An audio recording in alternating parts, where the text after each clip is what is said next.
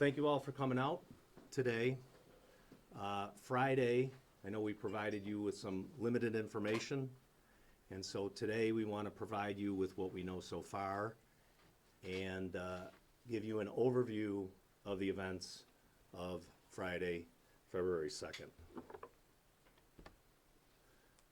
This is the area that we're talking about. This is Willet Road, McKinley Parkway, and the New York State Thruway. And we're going to be talking about 3 crime scenes as we go through the presentation. So the initial incident on Willet Road at 10:39 hours, the Town of Hamburg Police Dispatch receives the initial call from a resident on Willet Road. The call reports that a female has entered his home and is acting irrationally. The caller then reports to dispatch that he is physically fighting to remove her from his house. The caller then reports he managed to physically remove the female and that she is outside banging on his doors and windows, and then he believes she may have entered his shed. She is described as a black or Hispanic female, mid-30s, wearing a blue t-shirt and jeans, and is barefoot. The first officer arrives and is informed by the caller that the female is out of her mind, acting crazy, and possibly on something. The second officer arrives at Willet Road, and the lock on the shed is found to be broken. The officers search the shed, but no one is inside. So they are able to identify some footprints in the snow, and they start to track the female on foot. Now the footprints lead to a backyard where there's a truck. She enters the truck and then leaves and then continues on to where she crosses an approximate 3-foot deep creek and then continues. 2 officers continue to follow the footprints which lead to the other side of the creek, and the third officer checks McKinley Parkway and Willet Road for her. Officers continue to track the footprints, which are now leading to the rear of a blue home on McKinley Parkway. That home is 3043 McKinley Parkway. Officers transmit their location. They inform the patrol lieutenant that the footprints lead to the rear door and that door is open. The patrol lieutenant directs them to make entry to ensure the well-being of any residents in the home and to attempt to locate that female. Now, before the officers make entry, they loudly and repeatedly announce their presence by yelling, "Town of Hamburg Police, we are entering the house. If you are here, show yourself and make yourself known." Initially, 2 officers enter the house. The third officer is positioned on the opposite exterior side in case someone exits. As officers enter the home, they observe that the floor is wet. The house appears to have been ransacked with items strewn about. Drawers were open. Items were all over the counter and floor. 2 officers proceed downstairs into the basement. Now, the entire interior of the residence is dark and dimly lit. They proceed to search the rest of the house. During the search, they enter a short, narrow hallway with a closed door leading to a bathroom. 1 officer enters the bathroom while the second provides cover. Upon entry, the shower curtain's closed. The officer opens the shower curtain and observes a female who is naked and attempting to cut herself with a knife. Both officers retreat to the threshold of the door and verbally give her commands to drop the knife. This is who they encounter in that bathroom: Lisa L. Haight, 36 years old and lives in Jamestown, New York. And Ms. Haight's previous police contacts include complaints for weapons offenses and an extensive drug history. It was later learned, so the officers didn't know this information, it was later learned that Ms. Haight committed a serious stabbing assault on the nearby New York State Thruway shortly before this incident occurred. Back to our diagram. So again, the New York State Thruway is running here. So she was a passenger in a private transport van. That van was en route to a methadone clinic in Buffalo when the stabbing assault occurred. So we believe that the vehicle probably stopped in this general area where that blue dot is. Ms. Haight attacked a fellow passenger by stabbing her repeatedly in the head, face, and shoulder, resulting in serious injuries. I can honestly tell you, I have seen the photos of that victim, and they are horrific. She then fled the stabbing scene on foot toward McKinley and Willet, and then the van continued on with the victim to Mercy Hospital. So now we're back in the bathroom. So as officers are making initial contact with Ms. Haight, the perimeter officer enters the house to assist. Officers continue to make verbal attempts to have Ms. Haight drop the knife she was holding. Officers use de-escalation techniques in an attempt to get her to comply. So de-escalation is just a general term, but what techniques did they use? They lowered their voices, softer tone. They asked her what her name was. They tried to get her to talk to them, and continued with non-threatening conversation in an attempt to get her to drop that knife. Ms. Haight is eventually persuaded to drop the knife and get out of the tub. The officers guided her verbally to the threshold of the hallway with the intent to safely take her into custody. So using appropriate arrest tactics, 2 officers attempt to take her into physical custody using handcuffs. During the attempt to secure Ms. Haight, she suddenly resisted violently and attempted to get back into the bathroom. She then lunged forward and downward into the hallway and grabbed an object. As the officers were struggling to control Ms. Haight, she made stabbing and slashing movements with the object in her hand against them. This included direct stabbing motions which struck one officer in the leg and a slashing motion near and across his face. All 3 officers believed Ms. Haight was holding a knife. One officer fired his department-issued sidearm to stop what all 3 believed to be a knife attack. So this component of the encounter with Ms. Haight took place within seconds in very tight quarters, in a narrow hallway, with poor lighting conditions. It was later observed that multiple electrical breakers had been switched off in the basement. We believe Ms. Haight was responsible for turning off those breakers. In the other crime scene on Willet Road, a breaker box was tampered with on the outside of the residence. We also believe Ms. Haight was responsible for that. Immediate first aid efforts by our officers at the scene. So officers immediately begin administering first aid. One officer immediately used nearby available items in the house to apply direct pressure to control bleeding. Another officer retrieved a trauma medical bag from a police car. We have photos up there. We also have the actual bag here, and in those bags are advanced first aid supplies.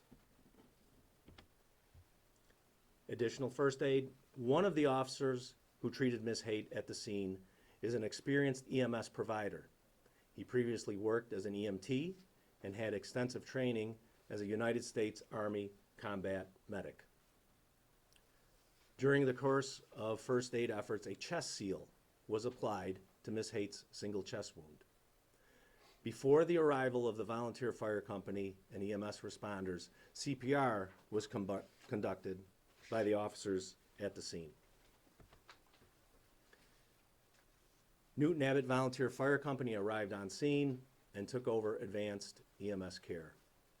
AMR Ambulance and Woodlawn Volunteer Fire Company also came to the scene and assisted. So here is key evidence. The object held by Ms. Haight when she made the stabbing motion against the officers was secured as evidence and determined to be a pen-like utility light. Now, given the totality of the circumstances and how quickly the situation escalated, all three officers believed that Miss Haight was attempting to cut them with what they believed to be a knife. Think about it, what we said. A stabbing motion, and then she attempts to get up, and then with a slashing motion towards the officer's face.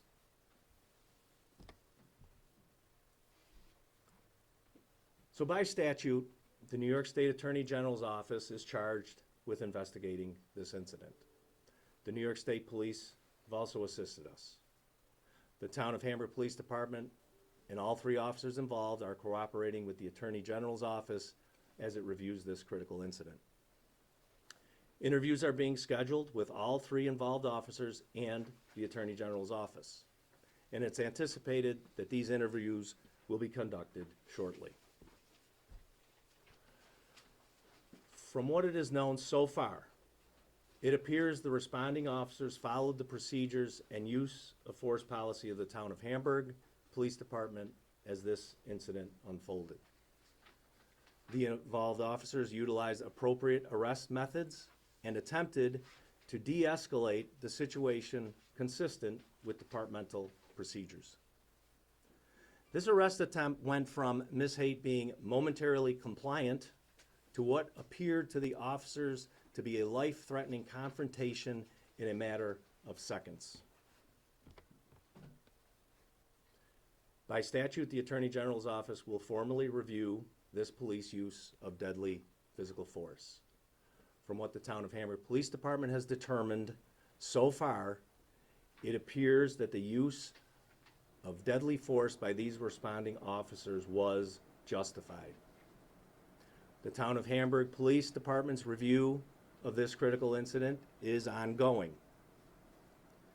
This is a serious matter, and the department is treating it as such. Additional information regarding this incident will be made available as it is developed. So I will take a few questions. Mr. McKinley? You said it was, are you identifying the officer who was involved in the shooting? Not today. Why not? First and foremost, their well-being is my primary attention, and I think providing that information would not contribute to that. I can tell you that the officer is a 6-year veteran of the department, and eventually we will release that name when appropriate. Did it he? He is a 6-year veteran? Yes. Okay. You talked about this happened in a matter of seconds. You said it was dark. When cops go into a house like that, it's kind of dark, do they have any kind of lighting? Yes. A chest light, a Yes. headlight, or They, something? they have lights with them, flashlights that they use. Were they using the flashlights? They did. They were using their lights, yes. But it was still too dark to make out what the heck she was holding? I wasn't there, and I would say yes. Are all three Go ahead. officers on administrative leave?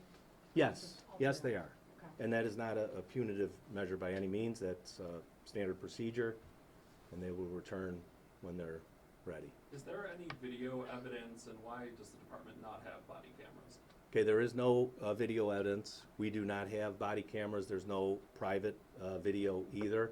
As far as body cameras in the Town of Hamburg Police Department, we have secured a grant for them. The town board allocated money in our 2024 budget for body cameras, so we are in the process of creating a policy, looking at things, how they would work procedurally. There's union issues, but I am confident that in 2024, we will have body cameras. What do you think the issue was with not being able to get body cameras? Is it just funding issue? No, not that it's not an issue, it's just, this is how long it is taking us to get the grant, and then to have the money in the budget, and then to find a vendor and get that all going, just takes a little bit of time. When did that process start? At the end of 2023, we were looking at that. So in 2021, you came up with a plan saying that you were going to buy body cameras, still don't have body cameras. How would body cameras help or hurt your situation in this case, because, the attorney representing the officer told us last night that the body cameras would help your situation. I would agree with that. I mean, most times, we have to look at body camera, the agencies have to look at body camera footage, whether it's a complaint or an officer-involved shooting. I think, almost 99% of the time, the officer is doing the right thing. Where was Lisa Haight traveling from? Was she traveling from Jamestown? I can only assume that's where she lives, and, I would say that that would be a good assumption. And how many shots were fired? 3 rounds were fired. We found, 3 shell casings. And then she was only shot once? No, She was- once in the chest. The other 2 rounds entered, each leg. And that was the same officer's firearm that shot all? 1 officer fired, correct. I'll take one more question. Well, do you have any toxicology reports at this time? No, we do not. How old would those be, too? I think those are going to demonstrate what was contributing to her, what she was thinking and her behavior, but I obviously don't know until we get those back. So again, this is still ongoing. This case is not closed by any means. We're still developing information, waiting for toxicology reports. So it's not something that's going to be done and over with. Was the bathroom in the basement of the house? No. How difficult is it for an officer to fire their weapon and deal with the consequences after? That is the most difficult thing an officer could possibly do. And again, that's one of the reasons why I'm not releasing his name. That's How it are all for, 3 of the officers doing? as well as can be expected. I've spoken with all 3 of them. They're doing all right. And obviously, it's a traumatic situation. Everybody handles that differently. So when they are ready to return, we will allow them to Do return. you have support for them? Oh, absolutely, yes. They have been given phone numbers for licensed clinicians. I think there was a briefing.